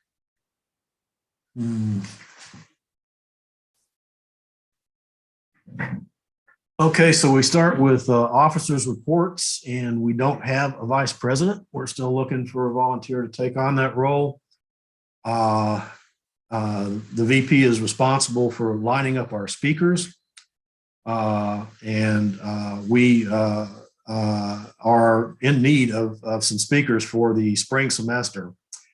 The big thing there is also whether we're going to be meeting again on the UT campus, which is what we did for years and years until COVID came along and we went on Zoom. So at some point we want to go back to in-person meetings, but I think we're kind of in this, we've got this little hump on that we've got to get over to sort of get back into to regular meetings.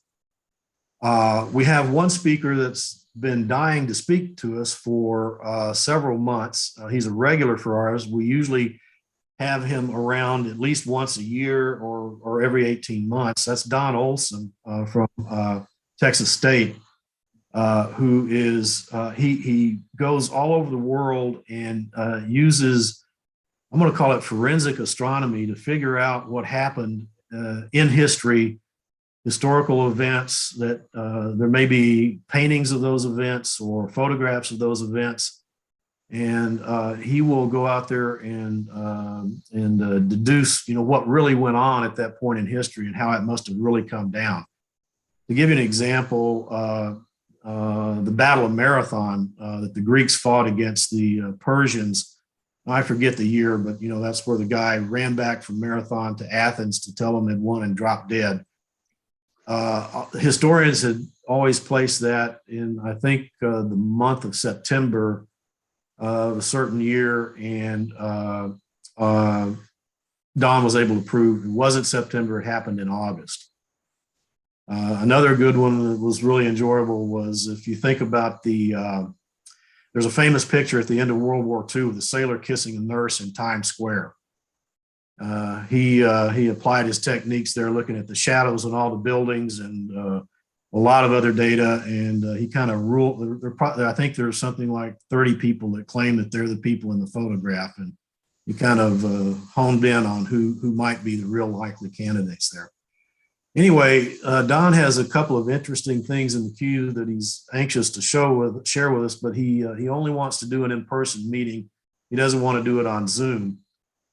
So we were going to have him in September or October, right when the Delta variant surge came. And even though we had the rooms available at UT, we decided it was too risky at that time to start meeting in person again.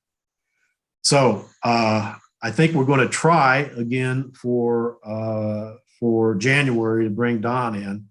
I haven't yet confirmed he's absolutely available, but I have had the paperwork put into UT, so we should know, get our dates for January through May, spring semester there at UT. The meetings that we have on campus have always been on the second Friday of the month, just like we're doing our Zoom meetings. Beyond that, we've kicked around a few candidates for speakers, but nothing is solid. Anybody who's got some leads on some speakers, please let anybody on the executive committee know about it, or me, or just go to contact AAS and say, hey, what about this guy? Some of the leads we had earlier were fairly solid. We did with them, so I'm going to come around to some of you folks again and see can we nail down this. I know that Greg had some, and Bob Snyder had some, Joyce had some. So we'll talk about those more in detail pretty soon. I don't think Pat joined tonight. Pat's our treasurer. one thing that's been concerning to me recently, we got a couple of things with Patrick. We've been every month now, we're getting 3 or 4 people complaining that they've sent checks in that aren't being cashed. And I think Pat's having some trouble getting down to the mailbox, or I've offered to take that key and do it myself. But I'll work with him to see if he can get on a regular schedule, if I can help him out on that. The other thing is if Sean, are you still on? Okay, Sean Leary is our communications director, managing the website and various things associated with that. We have a payment system that we use through Wild Apricot, which is sort of the driving software behind our website. And we currently use PayPal to accept money for memberships and also for donations. It's not the preferred payment method of Wild Apricot, so we can get a break on our cost if we switch to their payment method. We've had several discussions, and it actually makes sense to do that. So we've taken the decision that we're going to go ahead and switch over to this other payment method. Patrick needs to do the paperwork for that, and I'm not exactly sure what to tell him, so I'm meeting together with Sean and Patrick. So I'll try setting up a Zoom meeting on that soon, so that Patrick can submit the paperwork to get us switched over to that other payment method.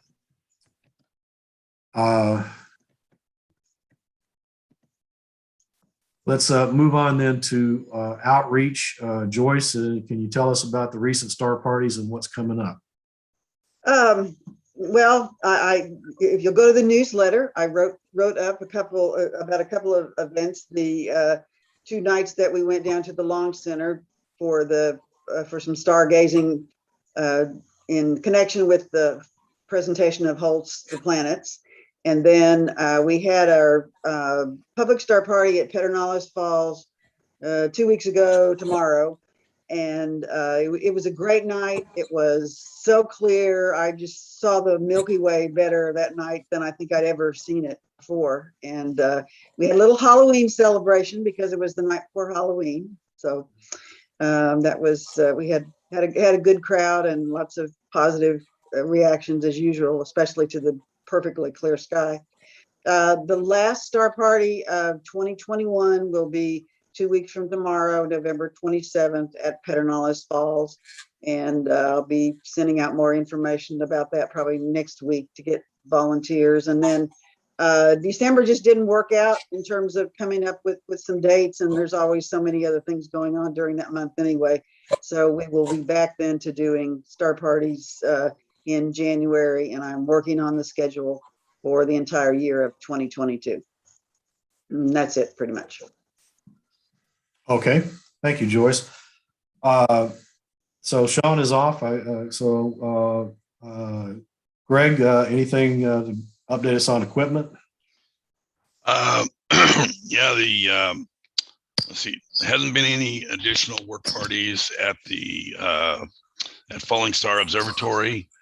However, I did just get a call from John Alvis this week, and they have a new load of road base that is on site now, and he's working on getting the tractor back from one of the other state parks.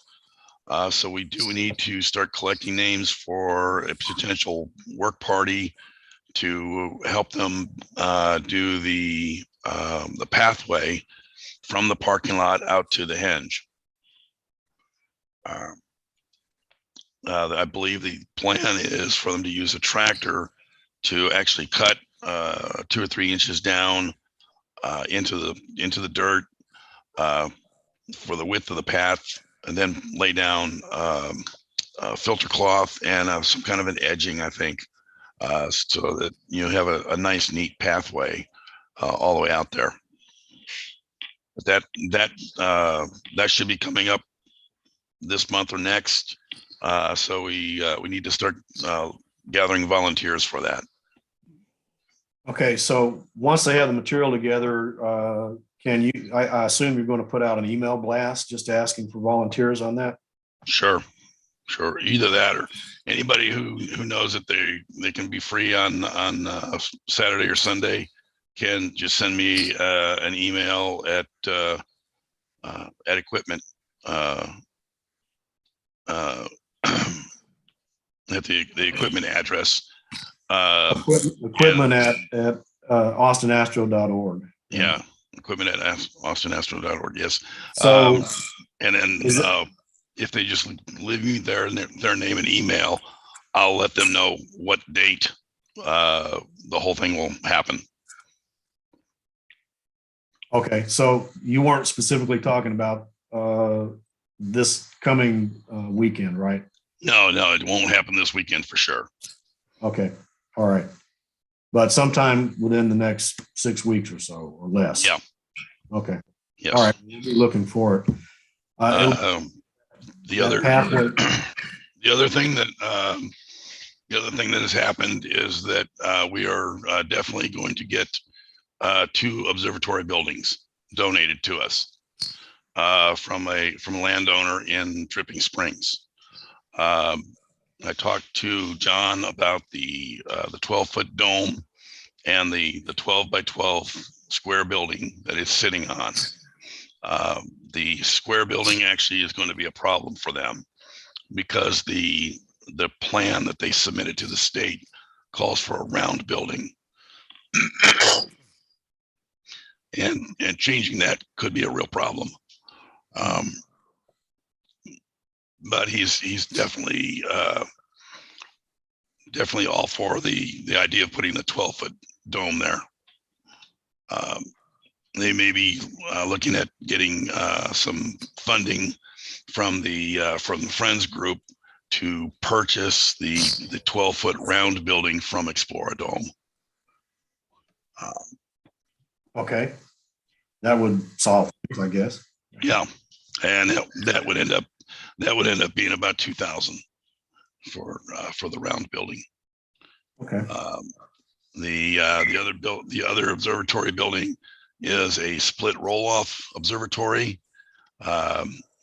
very similar in functionality to the one that we had at COE. So it splits in the middle and rolls and can roll in each direction. That's a 12-foot by 16-foot building that's all wood frame. And so disassembling that and moving it to a new location is going to have some challenges to it. But we're working on a plan for that now. And what's the destination for it? The intended destination? Well, I think we need to talk to Alan about that. Okay. You're not, Pertinalis isn't considering taking that one as well. No, that would not be a consideration for. All right. So Pertinalis. we're basically talking about putting it at Bad Wolf Ranch. Yes. Yeah. And I have talked to a friend of mine in Oregon that is an expert on 501c3 law, and we can do that legally, no problem. Okay. That's good to know. There's a little bit of way we have to structure it, but we can do it. Okay. One other thing, Greg, I want to try and set a goal for getting the Spica Eyes 24-inch telescope into Falling Star in time or in conjunction with the star party on the 27th. Agreed. So that's coming up. That star party is the Saturday after Thanksgiving. So I will be available for that star party, but not, the days leading up to it, I'm going to be with family in various parts of Texas. So might want to try and move it out there earlier in the week or find some way to see if we can get it out there the day of the star party at the least. So I'll get with you and Brian, and we'll come up with some plan on getting it moved out there. Okay, that shouldn't be a problem. So until we get that pathway, we'll probably just use it right there, very close to that little gate that's in the fence, probably push it through that gate 10 feet or so and set up there. We might need some kind of base for that. We haven't before. We've set that on plywood. It seems like setting it on grass causes some interference in the azimuth rotation there. So Okay. we may want to get a couple of sheets of plywood and see if we want to put some kind of just soft landing spot there or flat landing spot there. Well, I'm anticipating we're going to need to get some 3/4 plywood sheets anyway to construct some temporary scaffolding for the disassembly of this 12-foot dome. So yeah, I think that shouldn't be a problem. We're going to have to get some of that material anyway. Okay. Work in progress. All right. Yeah. We'll move on. Next up is member services. We don't have a member services chair. We had Domingo acting for that at one point. We kind of had to move him out of that, but he is still sort of the driving force of getting things going at Bad Wolf. He and Alan have started construction of a toilet facility out there to replace the porta potty that we've been relying on. Although Patrick has let me know that the company supplying that porta potty has offered it to us free of charge. So we're probably going to continue to keep that. I'm not exactly sure how we'll service it, but it could be a transition until this other unit is complete. Domingo held a star party out at Bad Wolf last weekend. I think it was only 7 people attended there. I don't know if he's planning something for December or not. I think I told him we need to get word out a little bit earlier if we're going to expect a larger crowd out there. So I would second that because I would have liked to go. I didn't know about it until it was too late. okay. So we'll definitely make sure we do that this time, get word out early. I don't know yet if anything's suitable in December, but we will certainly let everybody know well ahead of time this time. Terry, I had worked on dates for members events along, as when I was working on dates for public star parties, and December the 4th is what had been proposed. So if that's what you want to kind of aim for, that works as far as the moon is concerned. Yes, it does. So thanks for that, Joyce. Yeah, that is the optimum time in December. So let's approach it this way. Let's approach it thinking that we are going to have a party on that Saturday, and we'll get Domingo organizing it, and we'll confirm it as soon as we can. If something comes up so that it's not going to work, then we'll let you know that way as well. We'll put something out on it, but you can consider that the target for December star party. Now, you guys may know that you are welcome to go out there on your own at any time. You just need to contact the landowner, Alan, and I think we have the process for that listed on the website. How to reach Alan. It's a little, if you've never been out there before, it's a little tricky to find. So it is better if you have somebody going with you, maybe the first time. But if you're, we can give you, when you go out there, it's on a Cleachy road, about 6 miles off the highway. Definitely, we can get you the geo coordinates there. So if you've got a GPS, you can find it, get close enough to see, hey, there's a telescope dome there.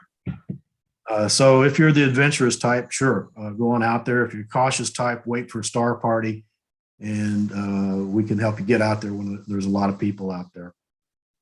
Okay. Dawn is not with us tonight, so nothing from Alcor. Moving on to new business. We decided at the last EC that we would go ahead and try and hold the Christmas party. Joyce, that Friday is like just before, what is it? It's in conjunction with that good night out at Bad. No, it's the following Friday. Following Friday. So after December 10th. Yeah. December 10th. Okay. Mhm. So we have the Austin Gem and Mineral Club's facility available to us. Greg, that's lined up. Yes, that's correct. Okay. I think we just need to get the invite out for that. And Joyce, I believe you're going to work on that. Yeah, and I did have a save the date in the newsletter that came out Great. yesterday, but I will send out an email next week. And what I have to say, what I said in the newsletter, and what I will continue to say is, this is still going to be dependent somewhat on the COVID situation closer to that date. So we're hoping it's going to work, but people have to have in the back of their mind the thought that depending on what's happening, we may have to change our mind. Okay. So we'll make the call as late as the week before or something. Yeah, right. Okay. And for you guys who've never been to one of our Christmas parties there, it's pretty good facility. It's a potluck. Everybody brings a favorite dish of their own. We don't have other than just meeting and greeting and chit chatting and catching up. We don't have a lot of other stuff going on. We will review and vote on favorite astro photos of the year. So we'll get our newsletter editor to give us the list of all of the top photos, and we'll have those printed out and available for everybody to peruse and vote on top 3 astro photos. So that's one tradition that we do at the Christmas party every year. Okay. Moving on to supporting astrophotography. Let's see. Do we have, I know I've already talked to Henry. Do we have anybody still on who participated in the astrophotography classes that J.N. Boza held last year? I know that James Moyle did, but I think he signed off. Oh, I'm here. Oh, you're still here, James? Okay. I'm not looking at the whole participant list. So Henry and James, anybody else? Okay. Anybody else that considers themselves a beginner, or you're in the process of jumping into astrophotography? Philip? Okay. Liz? How's it been going for you, Philip? You're muted, I think. Yeah. I hope you can hear me. Anyway, I've certainly been trying and stumbling around, going backwards most of the time. I need help. Okay. Are you trying to work with equipment you've already acquired, or stuff that you had for a while? I have the equipment. I don't have the know-how. Okay. I did learn some things about GIMP in the last few days, which did help. Mm-hmm. Okay. But there's a lot of steps. Yeah. Processing is a whole, it's, I guess, 1/3 of a triad. There are things you have to master. Okay. Were any of these recorded, these sessions? Are they available online somewhere? No. All right. Let me give you a little background. J.N. Boza is a professional photographer who herself took up astrophotography for the first time in 2020 and really got engrossed in it. And she decided after learning the ropes that she wanted to go out and teach it and make a business out of that. She has lined up with a partner who is an expert at astrophotography, been doing it for years, and is an expert at processing and getting the images out.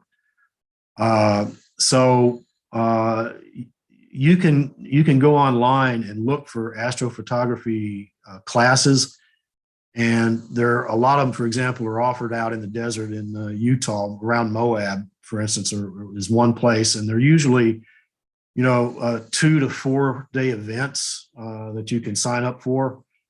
And you go out to that, and they'll have anywhere from a few to a couple of dozen people sometimes, and they'll run them through all of the paces there. In many cases, they'll supply the equipment. It's pretty expensive, though. The courses can run $2,000 or $3,000. I was just planning on YouTubing it. So, and if you need help with GIMP, Philip, it's just an editing program. You can reach out to me. I know nothing about what you're doing with the processing, but I know how to run GIMP. So you were offering to help Philip with GIMP processing? Is that what? Well, GIMP's is an editor. I don't know what he's doing with the processing side of it. That's why I was kind of finding it interesting. But I just got a telescope. I just got it done. So I'm going to work with just the visual. But if you need help with software, I can probably help. Yeah. Really, the first part about it is really getting the equipment and how to use the equipment and how to make the exposures. And you can get images out. They may not be super beautiful, but once how to acquire the image is a big part of it. And the processing can evolve at a slower pace, after you've gotten that basic skill of acquiring the images. But anyway, Joanne offered classes. Our vice president at the time had contacted her. And the angle he approached is that we were looking for somebody to teach our people astrophotography. She said, well, I would like to teach astrophotography. So she set up a curriculum, and we publicized that, and people signed up. And I think she was asking $500 basically for 3 sessions. And a lot of people balked at that price. The sessions were there was a pre-session before you did anything, and she would review all your equipment and tell you if you had a sufficient setup to do this, or if you needed to get some other equipment. She would help you, find out how to get the equipment. Once you had the equipment, then they were going to have a theory class, which was a Zoom meeting basically. It lasted for a couple of hours, where her partner Roy went over all of the basics theory that you need to get started. Then they had an image acquisition class. They did that out at our dark sky site, Bad Wolf Ranch. And there were issues with that. It kept being delayed because of weather. I think they couldn't get everybody together for in one imaging class. They had to spread it out into 2 imaging classes, spread out over 2 or 3 months. And then Jayanne and Roy were out in Arizona doing classes, so they didn't get to the processing part until like August.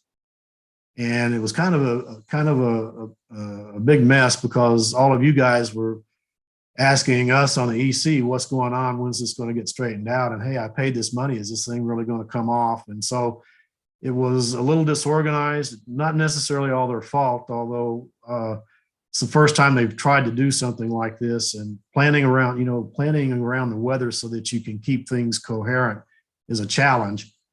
But it was a little bit kind of unfortunate that it got spread out so far and kind of sloppy. And I don't know, I think we had maybe 8 people participate in it. Some of them were somewhat satisfied and some weren't. In the meantime, we have been talking about we have as members of the Austin Astronomical Society, we have at least a dozen, maybe 15 people that have been identified as very competent astrophotographers. And we want to work with some of those to promote some mentorship and workshop projects, and maybe even periodic Zoom meetings just to talk shop about it, so that these guys can answer questions for our beginners. we've been slow setting that up. Haven't really approached anybody yet about how they would participate in this.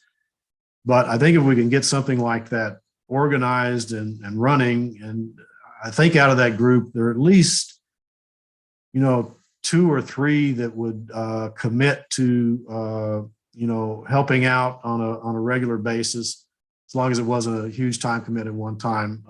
As far as actually pairing people up in mentorships, that would be nice, but it's pretty difficult to pull off unless you develop, you find out who these guys are and you go develop your own relationship with 1 or 2 of them. But thinking was that we could set that up, also that we could put a little bit of money into acquiring a handful of very beginner-oriented, standardized imaging rigs. So telescope, camera, and software would all be kind of predefined as equipment that's good for beginners, easier to use, can give you definite results. Also that it's simplifies a lot of the pieces that you have to put together to make the whole thing work. And these guys we've been talking about, I mean, they'd be very good at helping set up a beginner's rig like that.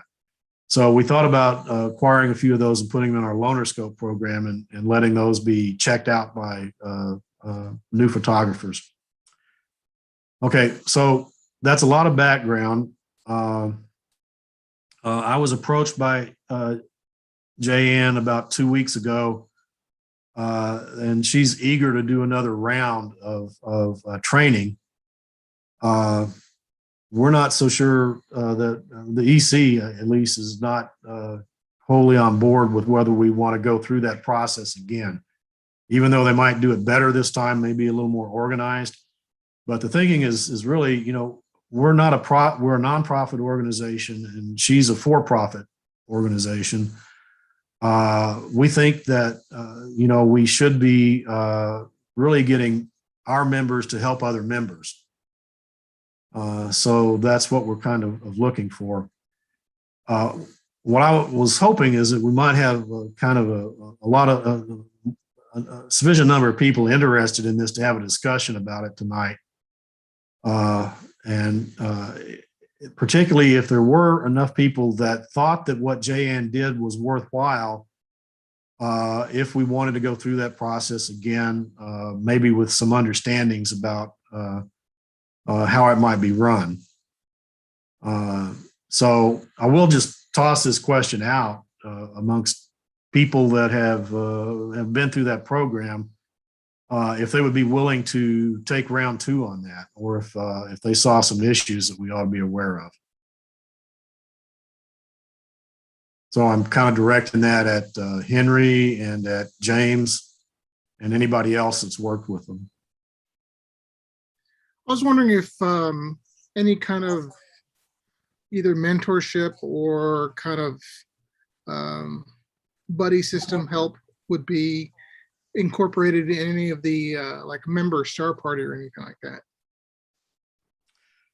Yeah, that would be the optimal way to do it, is to set up workshops in conjunction with our member star parties. Right.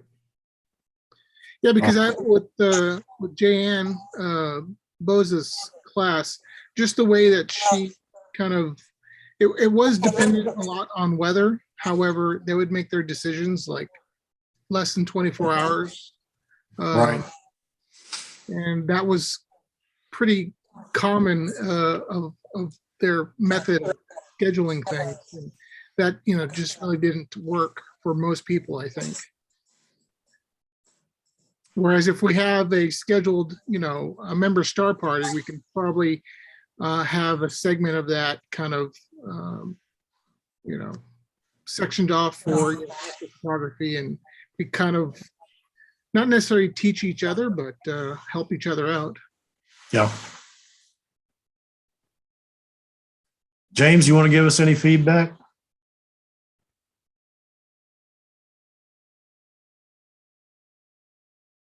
We lose James? Possibly. Okay. All right.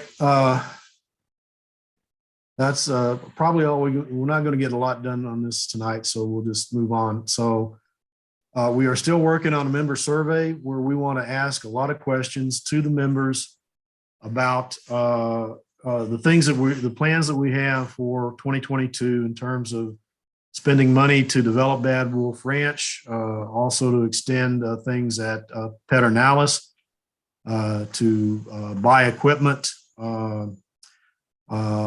And we want to get input from the membership about what they think our priorities ought to be. So we're kind of looking at getting this survey out to the membership in January. I will try and get some early stuff circulated, and we'll ask for input from that. If anybody would like to help me out on that, on developing the survey and formulating the questions, I would appreciate it.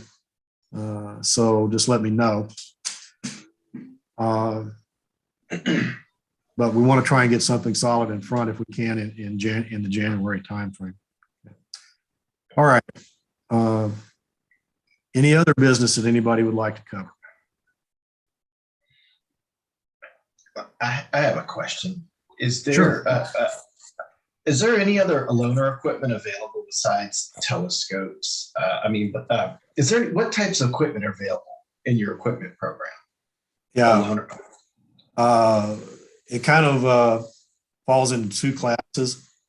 We have acquired specifically a standardized 8-inch Dob that we got 6 of those. We have 7 by now.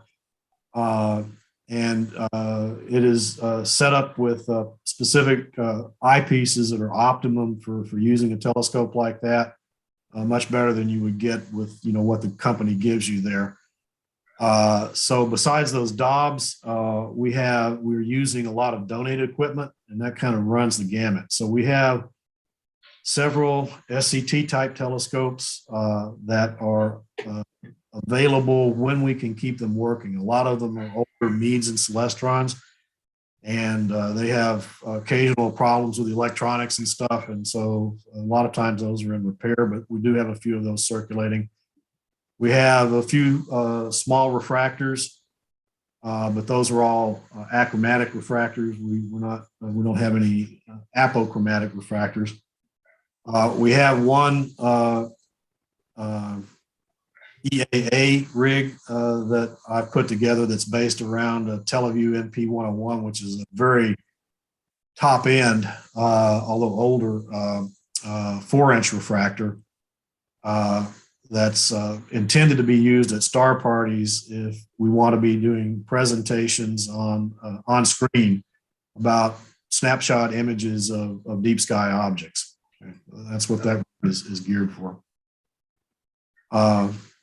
So yeah, that's basically. We also have a few binoculars. We may have other odds and ends like tripods and adapters, maybe extra eyepieces. So, okay. Yeah.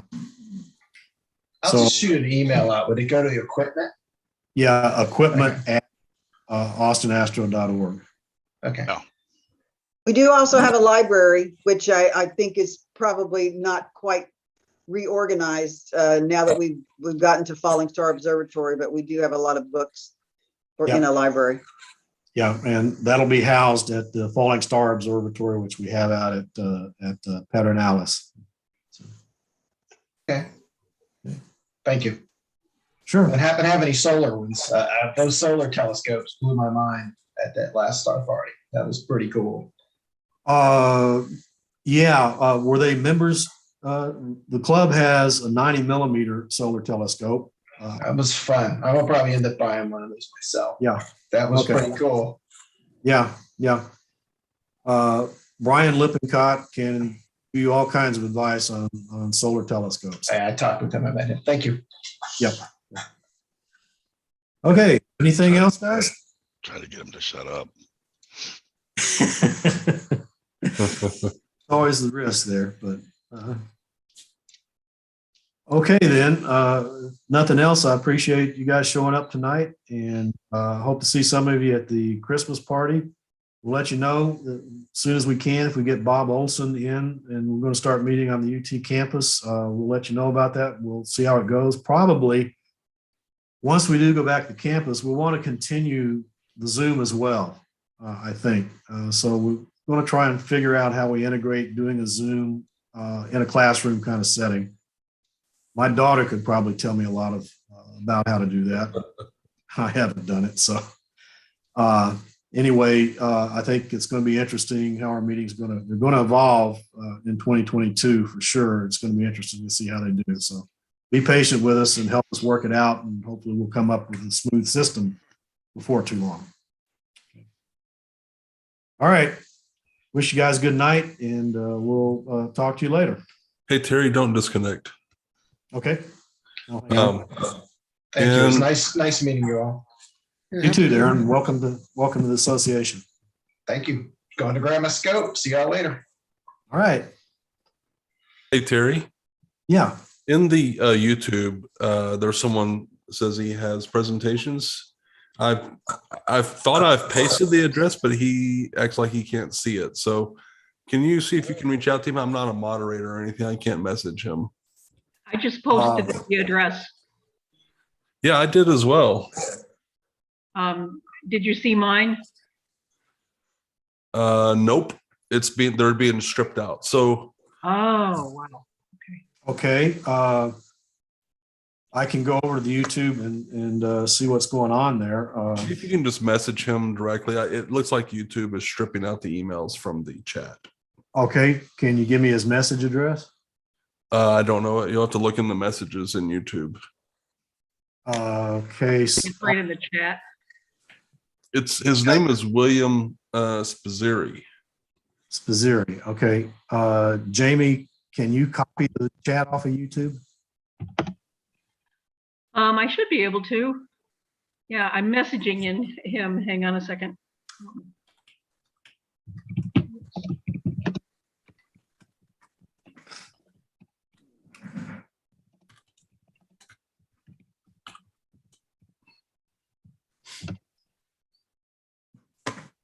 Okay. How about chat? Okay. I'm having some trouble. So what are you wanting me to do, Terry? Well, I'm just trying to get hooked up with, I thought if you could capture the chat off of the YouTube, I would figure out what his question is and who he is. Yeah, it's, I'm not sure how to do that. It's popped out for me. But I'm not sure if I can like copy it. Screenshot it? Oh. Well, yeah, but I mean, you wouldn't be able to see his all right, let me I've got weird. And I'm sorry, Terry, I'm on my laptop, so it's behaving differently than my computer. Hang on. Is member, can I have him do members at large at Austin Astro? Well, I just tried the EC address and it wouldn't work. Can you just give him, if he wants to get in touch with me, the president at Austin Astro, or contact AAS at Austin Astro? President? Okay, I'm just going to do it this way. And then at.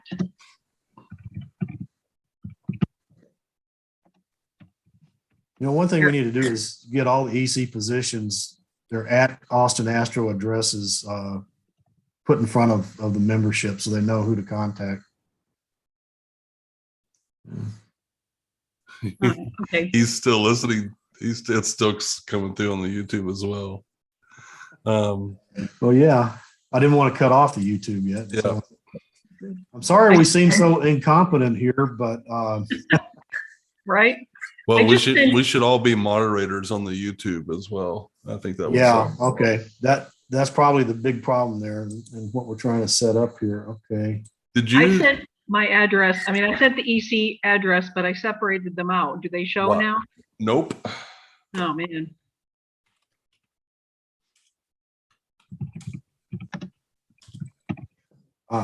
Okay. I see the chat. Okay. Okay. Let me see. Let me. Did those come through, Jamie? Okay, president at, And then nothing, huh? nope.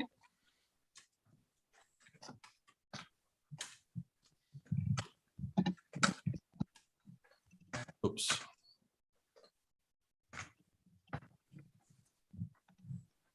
So it's Oh. just stripping out any kind of URL, any kind of internet address. Yeah. So, okay, now I see it. It says Austin Astro, and then I guess you meant to write dot, but it's DOR, and then org. Yep, I fat fingered it and I can't edit it. I think the point is good. I think maybe he'll get that. And I see Terry's message. Huh, how interesting. Let's see. Yeah, those got stripped out too, Terry. Oh, I'm seeing president at austinastro.org and equipment at austinastro.org. Yes, they did come through. Awesome. Okay. All right, William. Just message me and I'll get back with you. Awesome. All right. So I'm gonna stop the meeting now, which is, unless you got something else, which will stop the YouTube automatically. Sounds good. Thanks, guys. Okay. We'll see you later. Take care. Bye now.